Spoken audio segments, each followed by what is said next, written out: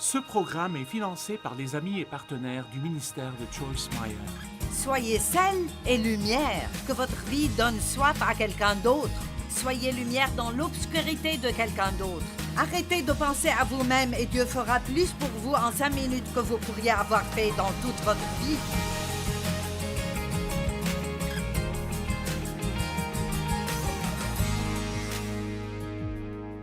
J'ai tellement hâte de vous dire ce que je vais partager avec vous ce soir. Pas parce que je ne l'ai jamais partagé avant, parce que je l'ai déjà fait, mais je priais vraiment que ce soir, vous l'entendriez enfin. Vous voyez, si nous écoutons quelque chose, ça ne veut pas nécessairement dire que nous comprenons. C'est pour cela que l'apôtre Paul a dit « Ça ne me gêne pas du tout de vous dire la même chose encore et encore. » Parce qu'en fait, nous avons besoin d'entendre la même chose encore et encore et encore. Et parfois, la 25e fois que vous l'entendez, quelque chose clique et vous dites « Oh !» Et c'est comme si c'était nouveau pour vous. Mais Dieu vous l'a déjà donné plusieurs fois. Je vais commencer avec Matthieu chapitre 24, verset 4. Et il se rapporte au signe de la fin des temps. Et je pense que nous tous, nous savons probablement que nous sommes dans ces temps. Maintenant, je sais que chaque génération pense l'être, mais une chose est pour sûr, nous sommes plus proches que n'importe quelle génération avant nous. Et tout le monde est intéressé par ce que seront les signes de la fin des temps. Eh bien, si vous regardez Matthieu 24 et ce qui arrive dans le monde aujourd'hui, vous diriez que nous sommes assez proches. Une chose qu'il ne dit pas ici, mais il dit qu'il y aura beaucoup de tromperies. Et nous savons que la tromperie vient du diable. Nous avons dit hier que la tromperie veut dire de croire un mensonge. Nous sommes trompés quand nous croyons des mensonges. Comme pendant plusieurs années dans ma vie, je croyais que j'aurais toujours une vie du second degré parce que mon père avait abusé de moi. Je croyais juste que... Vous savez, ça m'a complètement amoché. Ça a nui à ma vie et tout ce que j'aurais été ou aurais pu être, ça avait disparu. Vous voyez, c'était un mensonge, mais tant que je le croyais, alors c'était ma réalité. Et puis j'ai découvert que Dieu pouvait me guérir, et non seulement me guérir, mais si je lui faisais confiance, il me rendrait tout. La Bible a dit qu'il me rembourserait pour la honte de ma jeunesse. Dieu est notre récompense. Mais si vous continuez à essayer de recouvrer vos dettes, alors Dieu ne peut pas s'impliquer et le faire pour vous. C'est pour cela qu'il nous dit de pardonner et de même aller jusqu'à aimer et prier pour nos ennemis. Pas parce qu'ils le méritent, ou parce que c'est facile pour vous de le faire, mais ça lui permet de travailler. Et quand Dieu travaille sur quelqu'un, le diable ferait mieux de débarrasser le chemin, parce que Dieu vaincra. Mais la Bible dit, dans ces jours-là, la détresse sera plus terrible que tout ce qu'on a connu. Et si le Seigneur n'avait pas abrégé ces jours à cause des élus, personne, maintenant écoutez ceci, personne ne serait sauvé et n'en réchapperait. Nous devons regarder autour de nous et réaliser que nous vivons dans des temps extrêmement dangereux. Mais je n'ai pas peur d'aller et de vivre ma vie parce que je suis entre les mains de Dieu, pas les mains du diable. Je suis entre les mains de Dieu et je suis entre les mains de Dieu parce que je sais comment travailler avec Dieu. Et arrêter le diable, pas de m'attaquer, mais de l'arrêter de gagner. Quand il me fait face, l'ennemi sortira contre toi par un seul chemin et s'enfuira devant toi par 7 chemins, si nous savons comment lui faire face. Donc, En commençant au verset 3, il dit, il voulait savoir, dis-nous quand cela arrivera-t-il et quels seront les signes. Jésus leur répondit, prenez garde que personne ne vous séduise. Donc vous ne pouvez pas juste assumer que vous êtes au-dessus de la déception parce que vous ne l'êtes pas. Il n'y a personne ici qui est tellement spirituel que c'est impossible pour lui d'être trompé. C'est pour cela que partout dans la Bible, il nous dit de veiller, de prier, de veiller, d'être alerte et d'être vigilant. Car plusieurs viendront sous mon nom, disant « C'est moi qui suis le Christ » et ils séduiront beaucoup de gens. Vous entendrez parler de guerre et de bruit de guerre. Gardez-vous d'être troublés, car il faut que ces choses arrivent. Mais ce ne sera pas encore la fin. Une nation s'élèvera contre une nation et un royaume contre un royaume, et il y aura en divers lieux des famines et des tremblements de terre. Tout cela ne sera que le commencement des douleurs. Maintenant, nous avons plus de ce qu'on appelle les catastrophes naturelles, maintenant qu'à n'importe quel autre temps. Je pense, sauf qu'ils n'avaient pas de façon de rapporter cela il y a très longtemps, et elles étaient toujours là. Mais notre ministère a été impliqué dans l'aide aux gens, dans 168 désastres nationaux, juste ces dernières années. Houston a été inondée il y a 1 an et maintenant elle est inondée de nouveau. 1 mètre d'eau de pluie. Les aéroports sont fermés, les gens qui venaient ici n'ont pas pu prendre leur avion. Il y avait une tornade ici, un incendie là-bas. L'année passée, nous étions en Californie, il y avait tous les incendies à Redding. Il y a tellement de personnes qui ont de la peine. Et les gens demandent, qu'est-ce qui arrive? Où est Dieu dans tout cela? Et vous savez, il y a un verset qui dit, plus le péché augmente, écoutez ça, la création tout entière gémit et attend la rédemption des fils de Dieu. Donc je pense que notre terre gémit, je pense qu'elle crie, que même elle ne peut pas durer plus longtemps sous le poids du péché et du manque de foi dans le monde aujourd'hui. Maintenant, bien que je suis devant des millions de personnes à la télévision et je suis dehors en public comme ça tout ce temps, je vis une vie assez isolée et ça semble probablement étrange, mais c'est vrai. Et quand je parle à des personnes dans le ministère qui sont toujours impliquées dans beaucoup plus de choses que moi, j'ai toujours ressenti en quelque sorte que je dois juste m'occuper de mes affaires et faire ce que je pense que Dieu veut que je fasse, rester sur le chemin sur lequel il m'a dit de marcher, et ça marche assez bien comme ça. Parce que parfois, quand vous vous impliquez dans beaucoup de choses, si vous n'êtes pas vraiment fort, et beaucoup de personnes le sont, c'est facile d'être pris dans des choses qui n'ont vraiment pas de sens du tout. Mais certaines des choses que j'entends sont vraiment très stupides. Je veux dire honnêtement, c'est stupide. Quelqu'un m'a montré quelque chose en ligne aujourd'hui à propos de personnes qui étaient de bons chrétiens qui confessent maintenant leurs péchés à des plantes. Et je dis, ouh! Maintenant, je sais que cela me donnera des problèmes, mais quelqu'un doit vous le dire franchement. Dieu a fait la plante et la plante ne peut pas pardonner vos péchés.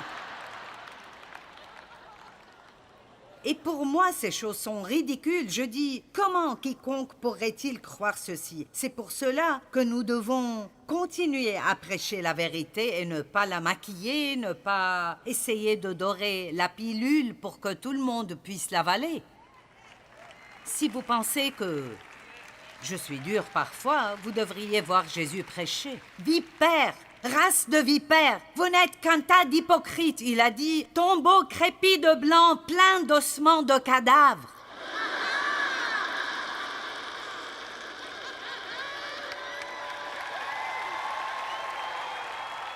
Je suis un peu protectrice envers la réputation de Dieu.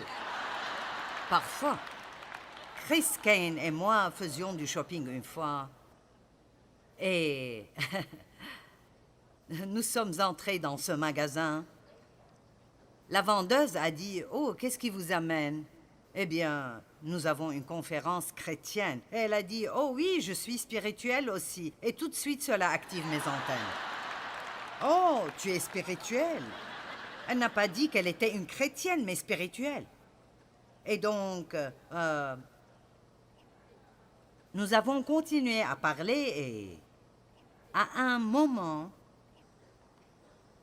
elle a dit un juron et ensuite elle a dit « Oh, je suis désolée, mais je pense que Dieu jure aussi. » D'accord, maintenant, je prends la défensive, je vais protéger la réputation de Dieu. Je me suis penchée au-dessus de la caisse et j'ai dit « Dieu ne jure pas. »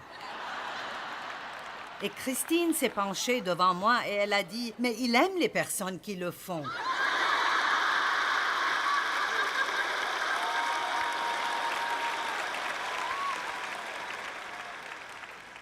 Et ce que Dieu m'a dit plus tard est « Tu essaies de nettoyer le poisson avant de l'avoir pêché. » Elle a le cœur d'une évangéliste et elle voulait que cette fille soit sauvée. Et je suis une enseignante et j'aime la maturité spirituelle et je voulais la corriger.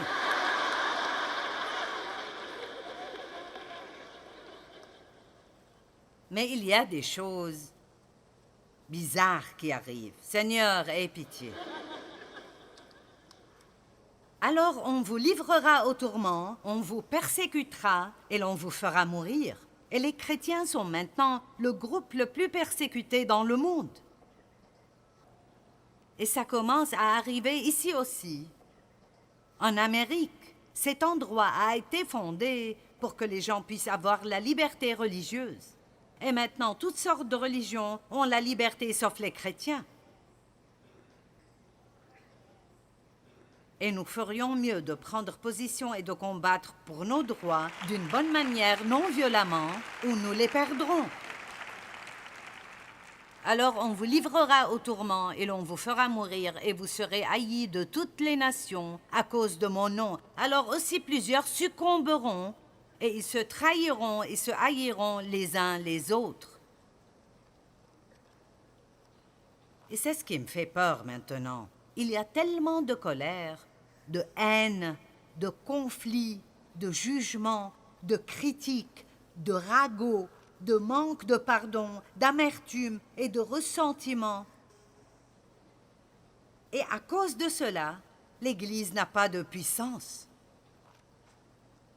L'onction demeure là où il y a la paix et l'unité. Et nous n'avons rien si nous n'avons pas l'onction de Dieu. Et certains d'entre vous ne savent pas ce que c'est. L'onction de Dieu est si précieuse. C'est sa puissance et sa présence dans votre vie. Et la Bible dit, si vous avez l'onction, vous n'avez besoin de personne pour vous enseigner. Maintenant, on ne parle pas d'un enseignant comme j'enseigne. C'est un don dans le corps de Christ. Mais ça veut dire que vous n'avez pas besoin que quelqu'un vous dise quoi faire tout le temps, parce que la présence de Dieu dans votre vie vous montrera si vous devez aller à gauche ou à droite ou dire oui ou non. Vous avez besoin de l'onction de Dieu, pas seulement pour prêcher, mais pour élever des enfants, pour aller au travail et ne pas devenir fou. Je vais juste le dire simplement. Vous ne pouvez pas avoir l'onction de Dieu et haïr quelqu'un en même temps. Je sais que ce n'est pas le premier message que vous avez entendu sur pardonner aux gens, et je n'en parlerai pas ce soir, mais si vous êtes toujours en colère contre les gens, vous devez entendre ce message parce que vous ne l'avez pas encore compris. Vous dites, mais tu ne sais pas ce qu'ils ont fait. Ce n'est pas important. Et je ne minimise pas vos sentiments. Bien sûr, votre douleur est importante et ce que vous avez traversé est important. Mais si Jésus a pu faire ce qu'il a fait pour nous, il est mort pour nous alors que nous nous en fichions. Ne me regardez pas comme si vous ne saviez pas ce dont je parle. personne ne m'a rien fait de pire que ce que j'ai fait à Dieu. Et il me pardonne encore et encore et encore et encore. Et tout ce qu'il nous donne, il s'attend à ce que nous le donnions aussi. Maintenant, combien d'entre vous me font confiance? Je crois que l'un des plus grands et plus importants problèmes que nous avons dans le monde aujourd'hui, c'est toute la haine et la colère. C'est horrible, c'est absolument horrible. Les gens se haïssent l'un l'autre à cause de la couleur de leur peau ou à cause de l'église qu'ils fréquentent. Les gens ne savent même pas pourquoi ils se haïssent. Les gens sont juste en colère. Ils sont en colère à propos de tout ce qui arrive dans le monde. Et ils ne savent pas quoi faire, alors ils sont en colère contre tout le monde. Et vous devez résister à ça et vous éloigner de tout cela. Faites attention à cela parce qu'à chaque fois que vous avez de la peine et vous prenez offense, vous jouez le jeu du diable. À chaque fois. Dans 2 Corinthiens, chapitre 2, les versets 10 et 11, Paul dit « Nous pardonnons pour ne pas laisser à Satan l'avantage sur nous. » Vous ne pardonnez pas parce que c'est facile, vous pardonnez parce que vous ne voulez pas que le diable ait une porte ouverte dans votre vie. J'ai prié avant de venir ici. Seigneur, s'il te plaît, que les gens écoutent ce que je dis ce soir. Je veux que vous écoutiez et que vous le compreniez assez pour rentrer chez vous et faire des changements. Je veux que personne ne parte de cette conférence en colère contre quiconque. Eh bien, avez-vous même une goutte de foi pour cela? Je ne sais pas. Je veux dire...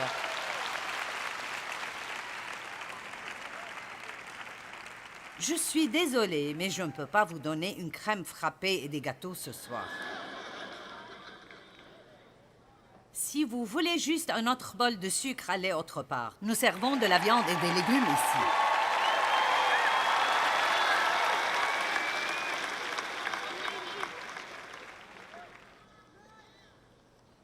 Allez, maintenant j'arrive à la partie que j'aime.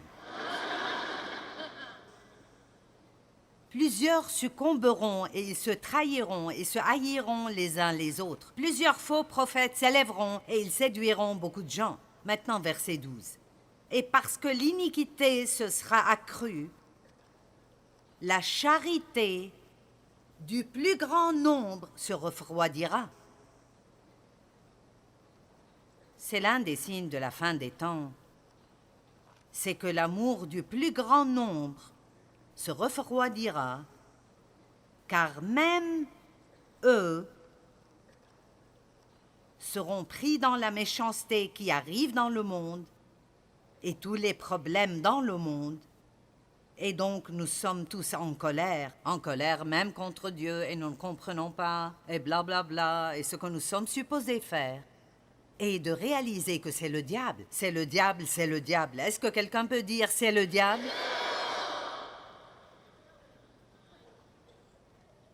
C'est lui. Et réalisez que l'amour est la forme la plus élevée de la guerre spirituelle. Maintenant, comprenez ceci, nous parlons de comment vaincre le diable. Et je veux vous dire qu'il n'y a qu'une façon de vaincre le mal, et c'est en agissant bien, en faisant le bien, en aimant les gens, en donnant, en aidant, en servant. Et si je juge par l'expression sur vos visages pour déterminer si vous comprenez ceci ou pas, j'ai des problèmes ici. Je dois trouver quelqu'un avec qui je suis sur la même page.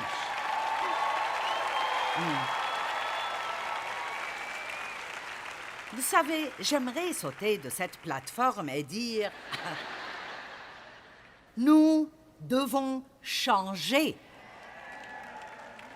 Et nous devons nous sortir de nos pensées et cesser d'être le centre de notre univers. » Que dit la Bible? Si vous voulez être mes disciples et me suivre, vous devez vous oublier, renoncer à vous-même et à vos propres intérêts, portez votre croix et me suivre. Et vous dites, qu'adviendra-t-il de moi? Je vais vous le dire. Si vous renoncez à vous-même et vous servez Dieu en servant les gens, Dieu viendra par la porte arrière et il prendra soin de vous et ce sera plus que tout ce que vous avez jamais fait pour vous-même.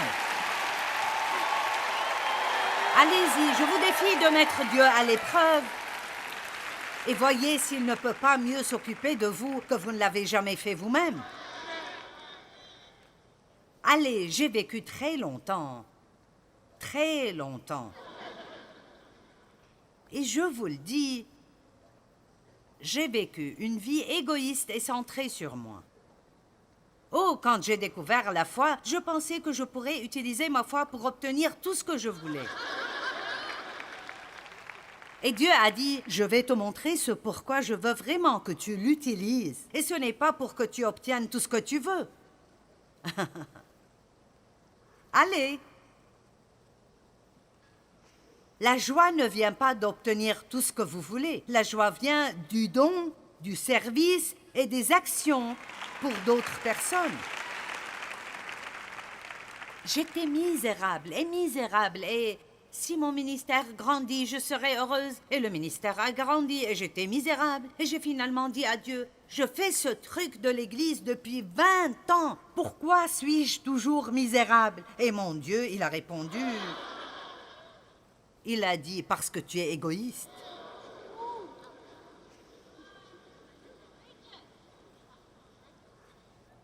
Je me demande s'il y a quelqu'un d'autre ici qui avait besoin d'être là le jour où j'ai prié cela.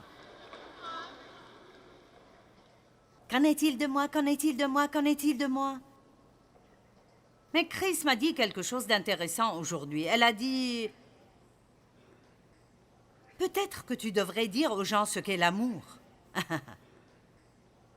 Parce que nous aimons la glace et nous aimons notre chat. Et nous aimons les films et nous aimons notre maison et nous aimons Dieu, nous aimons les gens. Vous n'aimez pas la glace. Vous appréciez peut-être son goût, mais ce n'est pas de l'amour. Et je pense que nous devons comprendre ce qu'est vraiment l'amour. L'amour est quelque chose que vous voyez et ressentez, et il peut vous toucher, et il peut toucher d'autres personnes, et il peut changer des vies. Il peut vous changer et changer les personnes que vous aimez. Écoutez, si vous êtes un chrétien, il s'occupe déjà de vous. Vous allez au ciel. Donc, laissez-moi vous dire, à toute fin utile, vous êtes une affaire conclue. Votre nom est déjà écrit dans le livre de la vie. Et vous êtes ici pour une raison. Et ce n'est pas d'essayer de vous garder heureux. C'est de laisser votre lumière briller. Allez! Soyez sel et lumière, que votre vie donne soif à quelqu'un d'autre. Soyez lumière dans l'obscurité de quelqu'un d'autre. Arrêtez de penser à vous-même et Dieu fera plus pour vous en 5 minutes que vous pourriez avoir fait dans toute votre vie. Et vous serez si heureux que vous ne pourrez même plus vous contrôler. Beaucoup d'entre nous croient que nous vivons dans les derniers jours dont Jésus a parlé dans la Bible. Et dans sa parole, il dit que durant ces jours, notre amour pour autrui se refroidira. Mais nous pouvons vaincre cela si nous faisons simplement quelque chose de bien pour quelqu'un tous les jours.